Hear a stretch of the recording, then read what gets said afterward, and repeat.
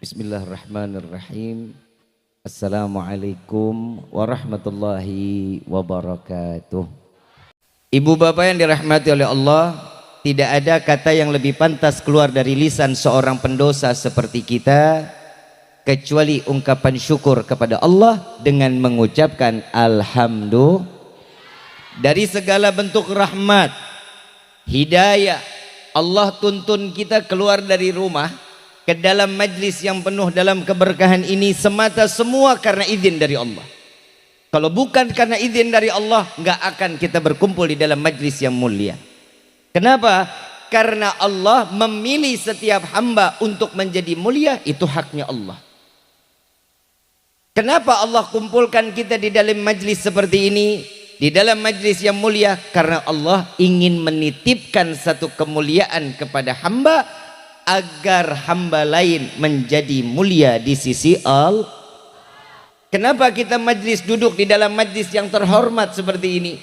Karena Allah menginginkan setiap hamba memberikan penghormatan kepada hamba yang lain, karena Allah menuangkan kehormatan kepada setiap hamba. Alhamdulillah. Kita butuh nggak rahmat Allah? Butuh nggak hidayah dari Allah? Orang datang ke tempat ini, saya mau tanya nih semua yang hadir. Kira-kira yang hadir di sini kita bawa dosa apa enggak? Banyak apa dikit? Duit bawa duit. Banyakan mana duit sama dosa? Jujur. Enggak bohong. Alhamdulillah. Berarti cuman orang kecamatan Bongas yang kalau banyak dosa alhamdulillah. Orang di mana-mana mah banyak dosa, mah astagfirullah. Tapi nggak apa-apa. Kenapa masih boleh ngaku? Kenapa jujur? Kenapa kita mengatakan iya kita lebih banyak dosa? Karena Allah masih titipin kita iman. Kalau Allah sudah menitipkan kita iman, berarti masih pantas Allah berikan kita hidayah sehingga keluar dari dunia ini mati dalam keadaan husnul khatimah. Ya Rabbal. Kadang manusia ini Pak Kuwu menjadi kuwu kembali, betul ya? Setelah mati suri 3 bulan katanya. Ini dia yang ngomong, bukan saya ya. Beliau yang ngomong. 3 bulan mati suri, dilantik lagi, Bib. Kenapa? Berarti ini yang namanya rezeki tidak akan pernah ketukar di tangan lain. Tapi yang kita hebohin kan masalah rezeki mulu. Doa yang kita minta apa? Rezeki. Minta duit banyak. Sayang, ada perkataan salaf, orang-orang saleh mengatakan, kalau kita berdoa cuma minta rezeki sehat, minta banyak uang, rugi. Ini doa yang sekiranya doa ini nggak terlalu manfaat buat kita. Apa yang pantas manfaat doa buat kita?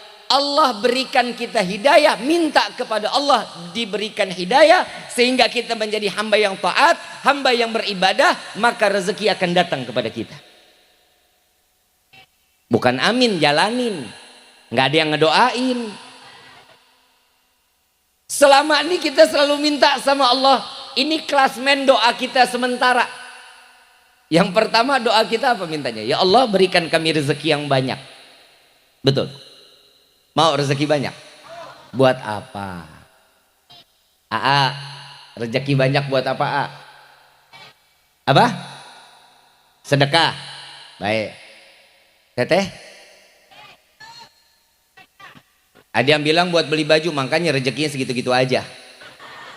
Buat apa Bu? Apa? Naik haji. AA sebelah sini. Buat apa? Semua yang dibicarain baik-baik. Buat sedekah Bib kalau duit banyak. Buat berangkat haji Bib. Buat umrah Bib. Yang dibicarain baik. Kenapa yang keluar baik keluar bahasanya? Karena duitnya Allah. Karena duitnya nggak ada. Kalau duitnya aja rezekinya beda lagi. Yang kita omongin lain lagi. Duit banyak, perempuan duit banyak, skincare dikumpulin. Biar glowing. Betul. Laki banyak duit, kawin deui. Betul tak? Ada orangnya di sini, ada yang begitu, ada. Makanya Allah ngasih kita rezeki ini sesuai kapasitas. Bukan berarti Allah nggak kasih kita kekayaan.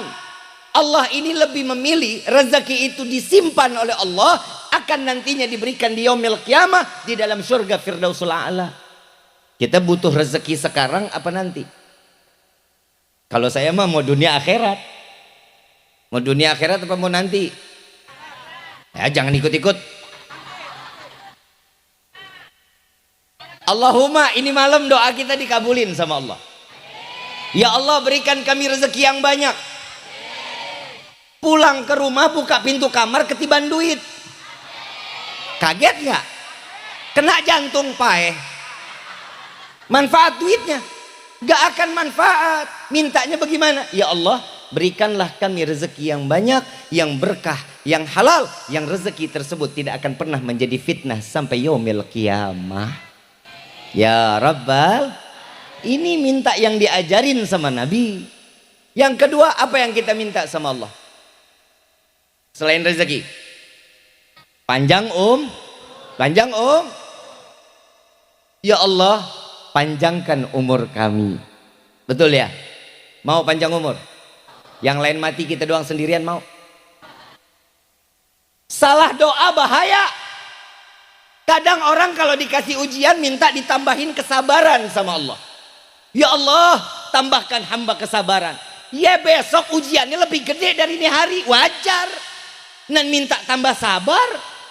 Jangan salah di dalam berdoa. Allah janjinya apa? Ud'uni astajib lakum. Berdoa kepadaku akan aku kabulkan sesuai apa yang kalian inginkan. Ini kita. Kalau kita minta umur panjang, cuman gak manfaat, buat apa? Yang diajarkan sama Rasulullah apa? Minta panjang umur dalam taat ibadah kepada Allah. Amin. Amin. Alah, amin aja kudu disuruh. Doa yang ketiga apa?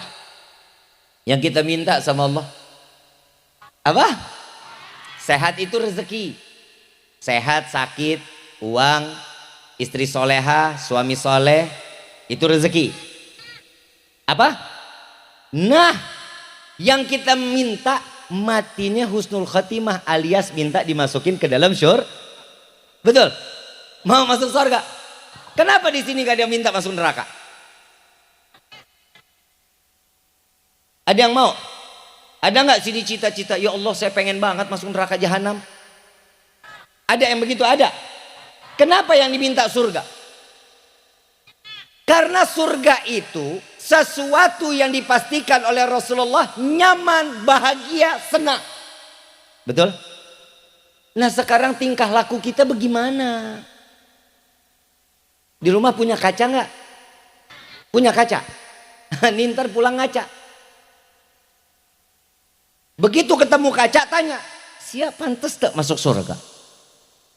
Tanya, kita ngaca diri dulu. Sholat enggak, ngaji enggak, sama tetangga gedekan. Tetangga baru beli pasir sama semen, kita yang tempel koyo. Tetangga beli motor, kita yang kejang-kejang. Kira-kira yang begini baik apa buruk? Terus pantas masuk surga gitu? Orang yang masuk surga itu orang yang dipilih sama Allah. Nabi Musa pernah nanya sama Allah, ya Allah, kami ini kau ciptakan sebagai hamba. Lalu untuk apa kau masukkan kami ke dalam neraka? Sedangkan engkau yang menciptakan kami. Kenapa engkau tidak ciptakan hanya surga dan kami diciptakan lalu dimasukkan ke dalam surga? Allah jawab, oh engkau bertanya hal tersebut wahai Musa. Baik, dikasih satu biji, disuruh tanam. Tanam, keluar pohon, keluarlah buah. Buahnya banyak. Saat Nabi Musa ngelihat buahnya banyak, diambil sama Nabi Musa. Ditanya sama Allah, hai Musa, sedang apa? Wahai Rabbi, aku senang panen. Senang apa? Lagi panen. Lagi panen ya Allah. Kok yang diambil pilih-pilih? Iya. Karena yang diambil yang bagus, yang nggak bagus saya nggak ambil, yang rusak saya buang. Apa jawaban Allah? Begitulah cara aku menciptakan hambaku. Aku memilih siapa yang pantas masuk surga, siapa yang pantas masuk neraka. Betul? Maaf, bukan sini ahli neraka, bukan. Sini mah ahli surga, tenang aja. Bukan berarti saya nunjuk langsung, wah parah. Enggak. Insya Allah semua yang hadir di sini kita dimasukin ke surganya Allah. Saya jujur, saya kalau keluar dari rumah dari Kabupaten Kuningan mau masuk mobil, saya bilang, ya Allah, seberapa banyak orang yang hadir di dalam acara saya, di acara di malam ini, ya Allah, sebagaimana kau kumpulkan kami di dunia malam ini, kau kumpulkan kami di dalam surganya Allah. Amin ya Rabbal. Mau nggak kita masuk surga bareng-bareng? Mau. Siapa yang mau masuk neraka bareng-bareng? Nah, saya sekarang ngasih wasiat, boleh nggak? Saya berwasiat, mudah-mudahan diterima. Saya tiap panggung sekarang wasiat. Kalau ibu sama bapak masuk surganya duluan, tolong cari Rifki di dalam surga. Kalau Rifki nggak ada, izin sama Allah buat cari Rifki di neraka. Mungkin Rifki ada di neraka. Jemput Rifki, tarik masuk ke dalam surga. Amin. Insya. Orang siapa yang tahu? Bukan berarti Rifki pakai imamah, Rifki ngasih nasihat, Rifki orang baik, bukan. Terus Rifki yang paling soleh, bukan. Bisa jadi yang hari ini lagi minum kesandung, Allah kasih hidayah, dia jadi hamba yang taubat 2 hari pahit. Masuk surga nggak pakai dihisap. Kita yang ibadah berkali-kali, apa sih yang bikin kita ini susah untuk mendapatkan hidayah? Karena hidup kita ini kurang syukur. Kurang kita syukur kepada Allah. Yang namanya manusia dikasih 1 minta, dikasih 2 minta, 4, dikasih 4 minta, 8. Ini kita manusia. Kadang manusia itu kagak pernah kenyang. Padahal kita kalau makan 1 hari 1, pagi makan 1 piring cukup nggak? Masuk ke dalam mulut sepiring-piringnya apa satu-satu? Ali di sini ada yang sama piring-piringnya masuk. Masuk makanannya juga satu-satu. Itu pun pakai ada pekerjaan, dikunyah dulu. Nggak mungkin langsung makan langsung telan, enggak. Kunyah dulu biar lembut. Kenapa? Nggak nyiksa lambung. Allah ngasih rezeki kita juga begitu. Allah dikasih kehidupan kita nih seperti ini juga seperti itu. Bukan berarti Allah nggak sayang kita. Bib, lagi buat apa? Kok ada ashabul yamin, ada ashabul shimal. Ada orang yang ahli ke kanan, ada yang ahli ke kiri.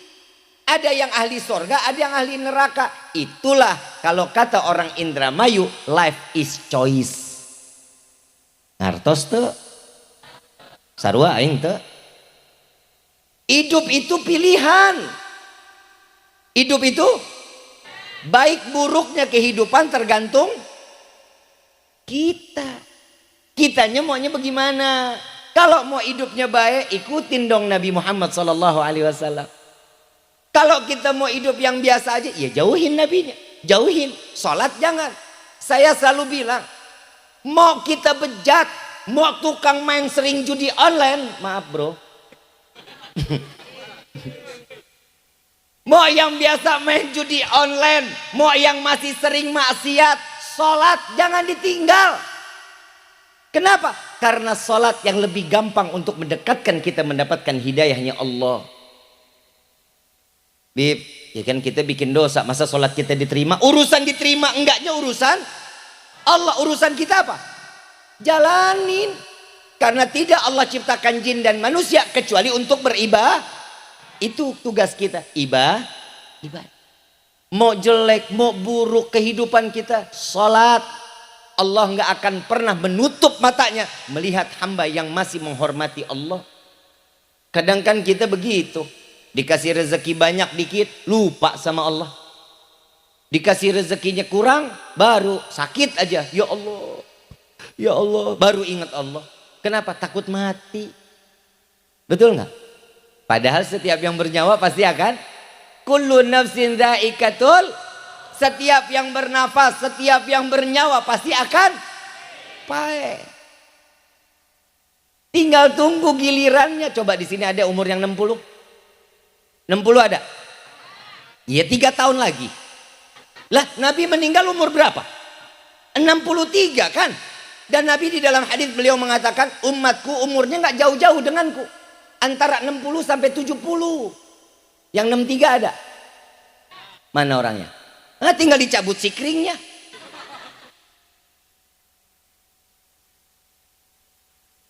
Kita ibadah agak sedikit sulit lah. Betul ya? Khusyuk nggak pernah. Pernah ada yang ngerasain khusyuk? Ibadah sholat khusyuk gitu pernah? Baca Quran khusyuk pernah? Lebih khusyuk mana baca WhatsApp sama baca Quran? Gelo. Enakan baca WhatsApp itu daripada baca Al-Quran. Yang namanya manusia itu dikasih jalan baik, kadang mau nerima mau enggak. Semuanya tergantung dari kitanya. Setiap Allah mengatakan kepada kita, kadang kita ini suka ngerasa hidupnya sulit aja, nggak pernah senang. Padahal senangnya lebih banyak dibanding sulitnya. Allah janji di dalam Al-Quran, fa inna ma'al usri yusran, inna ma'al. Setiap kesulitan pasti akan ada kemudahan. Itu janji, bukan Rifki loh. Allah yang punya janji. Saya mau tanya di sini, umur paling tua di sini umur berapa? Hah? 70 ada? Nah, saya mau tanya, ada nggak di sini yang doanya pernah ya Allah berikan saya oksigen buat besok?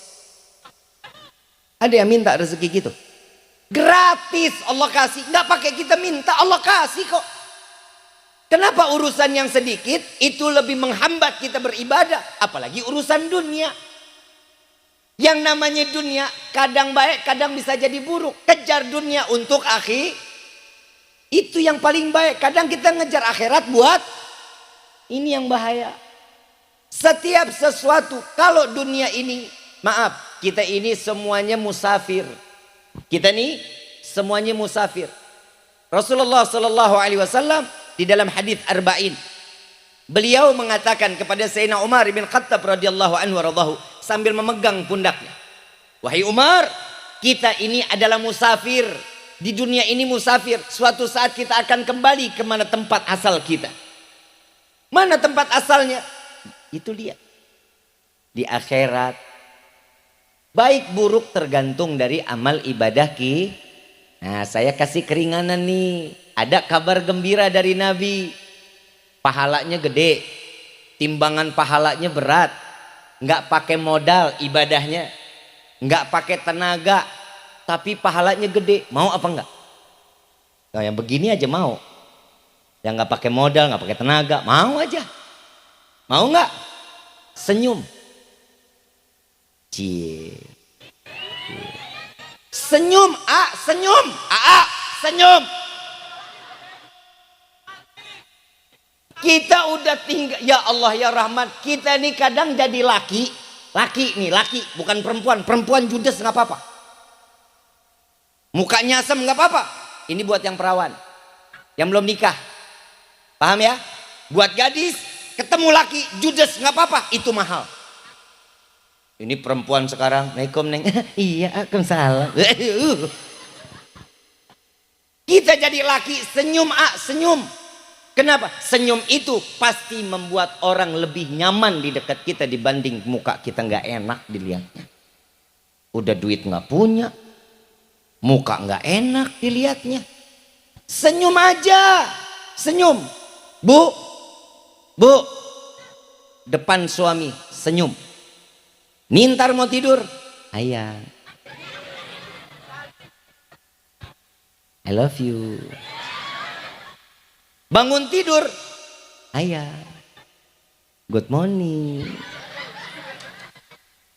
Mau makan siang. Senyum lagi. Ayah. Sopnya udah mateng nih. Sore, ayang, ngopi ya.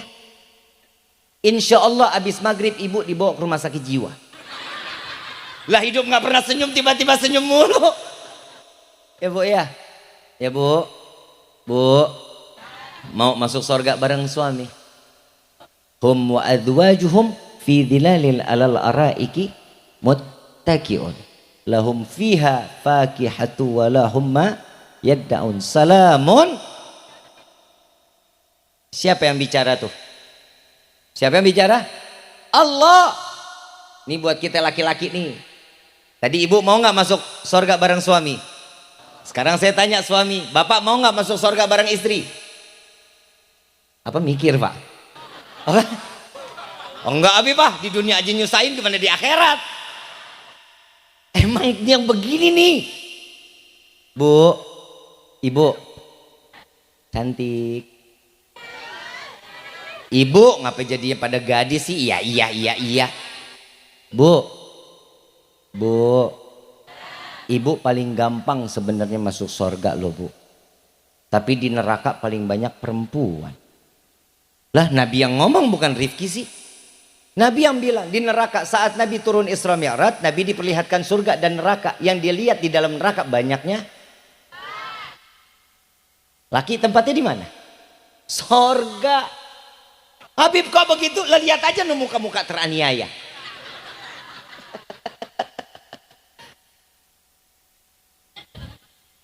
Bu, kalau ibu mau masuk surga, cintain suami dengan penuh keikhlasan. Syukur sama Allah memiliki suami yang saat ini ada di samping ibu. Bu, yang namanya suami kalau udah ngelihat istrinya sayang luar biasa. Apalagi kalau suami ngelihat istri tidur ya pak ya. Coba bapak nintar nih pulang nih. Lihat istri lagi tidur diperhatiin deh pak. Matinya kapan sih nih? Karena bikin pegel.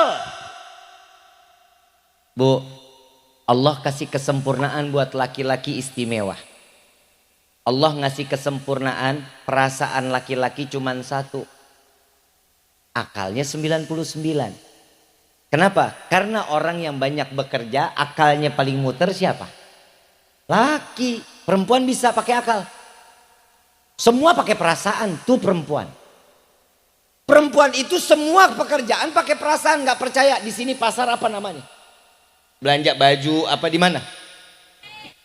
Aurgelis.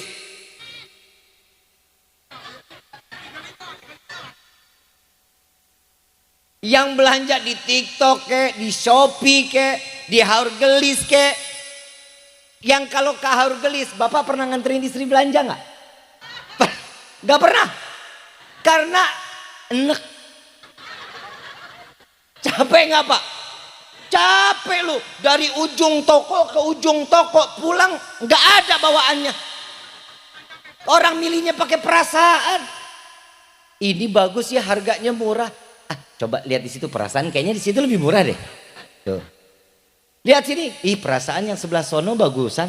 Tapi coba lihat perasaan sebelah sini juga ada nih. Perasaan mulu. Dan paling pinter perempuan itu membagi perasaannya. Jujur bu, tipe yang paling setia itu laki-laki. Perempuan gak ada yang setia. Mau terima mau nggak bodo amat. Saatnya sekarang saya ngebela laki-laki.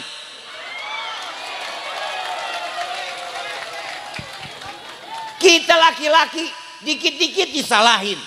Dikit-dikit disalahin. Benernya aja salah. Habib curhat. Kadang kita begitu, maaf bu. Ibu perasaan bisa dibagi-bagi. Allah kasih perasaan buat perempuan 99. Laki-laki punya perasaan satu. Makanya laki-laki kalau udah cinta kepada satu perempuan gak akan pindah ke lain hati.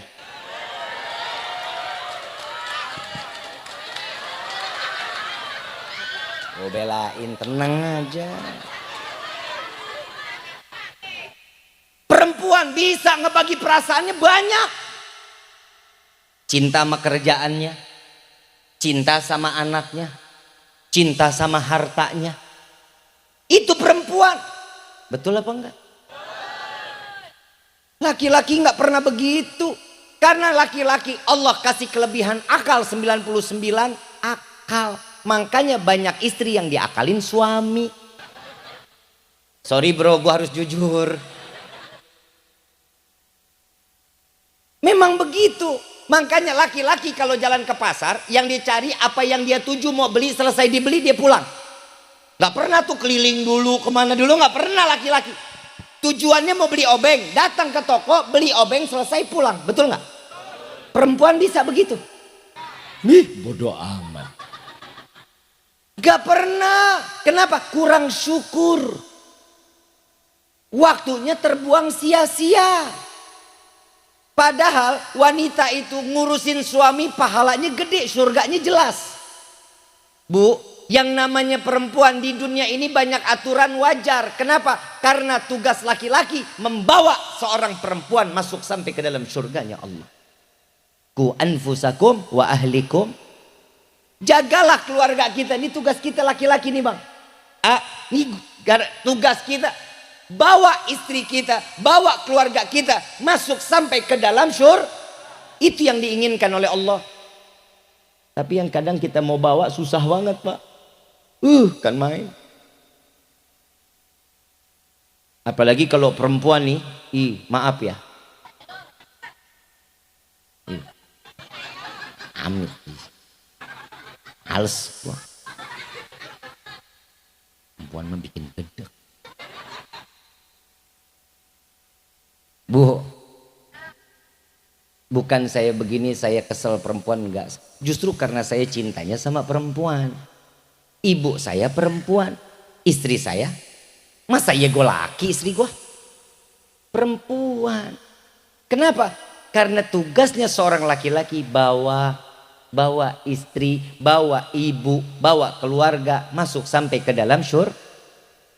Tahu nggak kenapa sih perempuan ini, sampai kata Imam Ghazali, wanita ini perasaannya ibarat cermin A.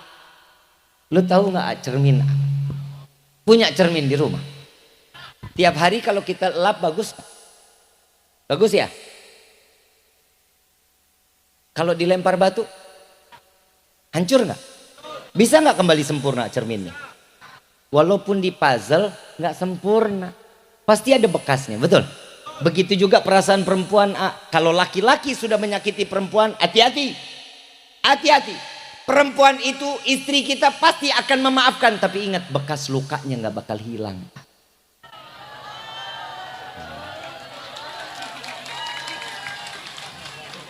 Tenang, tenang. Lah. Betul ya? Survei membuktikan. Yang namanya perempuan, kenapa perasaannya ibarat cermin? Karena yang gak bisa jauh dari cermin siapa? Bangun tidur, ngaca. Masuk kamar mandi, keluar kamar mandi, pakai baju, dandan, pakai kerudungan, lagi makan, keluar kamar, keluar rumah, nengok jendela, pakai helm, lampu merah, nengok mobil. Tuh, memang perempuan hidupnya ngaca. Punya handphone kamera depan. Tuh, betul gak?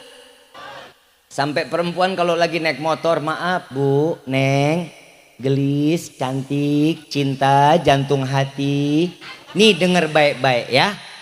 Yang namanya motor itu punya kaca apa enggak? Apa namanya? Spion fungsinya apa? Blow on, buat ngaca. Yang namanya spion itu ikhtiar kita di jalan. Kalau mau ke kanan nengok dulu biar ibu nggak celaka. Mau ke kiri lihat dulu spion, nengok ke belakang biar ibu nggak celakain orang. Ini saya baru tahu hadis Nabi Shallallahu Alaihi Wasallam mengatakan, wahai para laki-laki, kaum laki-laki, jangan sekali-kali kalian berjalan di belakang perempuan. Setannya banyak jujur, nggak percaya, lihat no di jalan, sen kanan belok kiri, sen kiri belok kanan, bener gak? The power of mak-mak.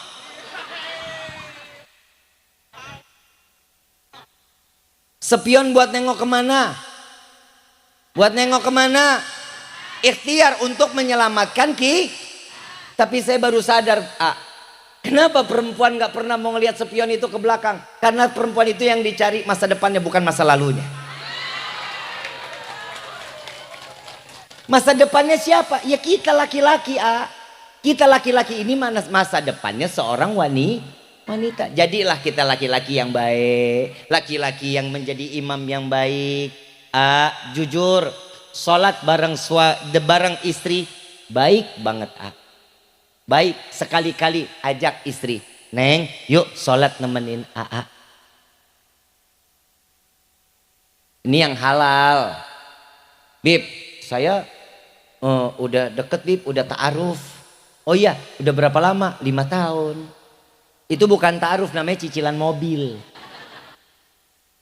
Yang namanya baru deket belum boleh menjadi imam. Ngajar ngaji nggak boleh, walaupun baik, nggak apa-apa. Tapi nggak boleh. Harus ada orang ketiga untuk menemaninya, boleh. Tapi kalau suami istri sholat berdua, ya Allah pahalanya gede luar biasa.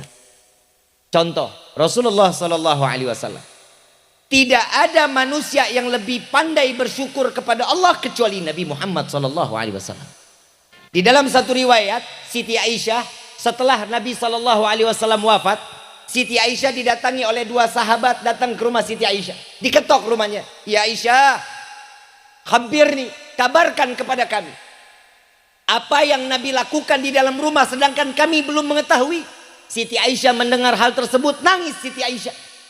Ditanya, apa ya Aisyah, apa yang ada yang Nabi lakukan? Datang satu waktu, datang satu malam, giliran Siti Aisyah yang didatangi oleh Nabi Muhammad SAW. Tatkala Nabi datang masuk ke dalam rumah Siti Aisyah, begitu duduk Rasulullah langsung ngomong, ya Aisyah, boleh nggak malam ini saya pakai untuk beribadah kepada Allah? Apa kata Siti Aisyah? Ya Rasulullah, silahkan. Aku adalah manusia yang paling beruntung. Aku wanita yang paling beruntung. Dari masyrik ilal maghrib, dari barat sampai ke timur, orang berbondong-bondong ingin dekat denganmu, ingin bersalaman denganmu. Namun di malam ini aku orang yang paling beruntung. Engkau berada di dalam rumahku, engkau berada di dalam satu kamar bersamaku, engkau di atas tempat tidur bersamaku, bahkan kulitmu bersentuhan dengan kulitku, dan engkau satu selimut denganku ya Rasulullah.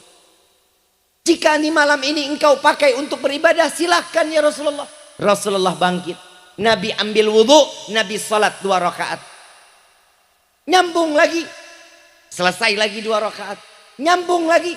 Sampai tiba-tiba terdengar suara Bilal bin Rabah mengumandangkan, aqimis salah, aqimis salah. Dirikan salat, dirikan salat. Sebentar lagi udah datang waktunya subuh. Selesai Nabi malam tersebut untuk beribadah kepada Allah. Dan Siti Aisyah nggak sadar bahwasanya melihat keadaan Nabi, himarnya, kerudungnya bisa diperas karena air mata yang keluar dari Siti Aisyah radhiyallahu anha wa radhaha. Lalu Rasulullah ditanya oleh Siti Aisyah, ya Rasulullah, apa yang membuatmu ada gerakan, setiap gerakan ada tangisan di dalamnya? Dari mulai takbiratul ihram ada tangisan, engkau ruku ada tangisan, engkau i'tidal ada tangisan, engkau sujud ada tangisan, sampai salam pun, tahiyat dan salam, engkau ada tangisan di dalamnya. Apa yang membuatmu selalu menangis ya Rasulullah di dalam gerakanmu? Apa jawaban dari Rasulullah SAW? Wahai Aisyah, tidakkah boleh aku menjadi hamba yang bersyukur kepada Allah? Nabi tiap malam sujud syukur, bersyukur kepada Allah sampai nangis. Sampai Nabi pernah mengatakan, ya Aisyah, sebelum aku dilahirkan ke dunia ini, di zaman Nabi terdahulu ada salah satu Nabi yang melintasi gurun pasir, melihat batu kecil kerikil mengeluarkan air cukup deras. Lalu ditanya oleh Nabi tersebut, wahai batu, apa yang membuatmu sampai mengeluarkan air cukup deras? Wahai Nabi Allah, aku mendengar firman Allah bahwasanya Allah telah menciptakan neraka yang bahan bakarnya dari bebatuan dan manusia. Aku takut, aku khawatir jika aku yang menjadi salah satu bahan bakar api neraka. Maka dari itu Nabi Allah tersebut mengangkat tangan berdoa, ya Allah, selamatkan batu ini dan jadikan batu ini sebagai penghuni surgamu ya Allah.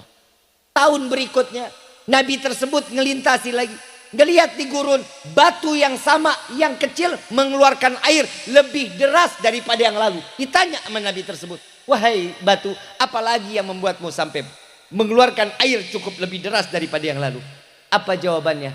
Wahai Nabi Allah, aku mendengar doamu saat itu dikabulkan oleh Allah dan aku diizinkan untuk menjadi penghuni surganya Allah. Maka di hari ini aku menangis, aku bersyukur kepada Allah karena aku dijadikan sebagai penghuni surganya Allah. Batu masih pandai bersyukur kepada Allah. Batu masih sadar kalau dia adalah hamba Allah yang membutuhkan kasih sayang Allah. Apalagi kita. Kita ini manusia yang tiap hari bikin dosa, bikin maksiat. Taubatnya nggak pernah. Tapi seakan-akan kita ini orang yang lebih baik daripada orang lain. Pak Kuwu ngundang kita agar kita sama-sama bisa bersyukur kepada Allah. Kenapa? Mungkin kalau nggak ada acara tasyakuran malam ini, kita lagi ngapain ini malam? Yakin? Nggak ngegibah, nggak ngomongin orang, nggak lagi live TikTok, nggak lagi buka-buka Instagram. Allah selamatin kita hari ini jauh dari kemaksiatan. Kenapa? Karena Allah menginginkan kita menjadi mulia. Maaf Bu, Pak, saya kasih contoh, boleh? Kenapa sih kita harus duduk di dalam majelis ilmu seperti ini? Contoh, saya datang ke rumah ibu sama AA sama bapak. Saya butuh pinjem cangkir buat bikin kopi. Boleh apa enggak? Yang dikasih sama bapak, ibu dan AA, kopi apa cangkirnya cangkir bersih atau cangkir kotor? Saya pakai, saya gunain buat bikin kopi. Besok saya pulangin kotor. Kesel nggak? Marah nggak? Sama begitu juga yang namanya kita sebagai manusia, Allah berikan rezeki kita, anak dari orang tua kita, itu adalah rezeki. Keluar dari rahim seorang ibu dalam keadaan suci, maka Allah harapannya datangnya kita di dalam majlis ini, kembalinya kita dalam keadaan suci.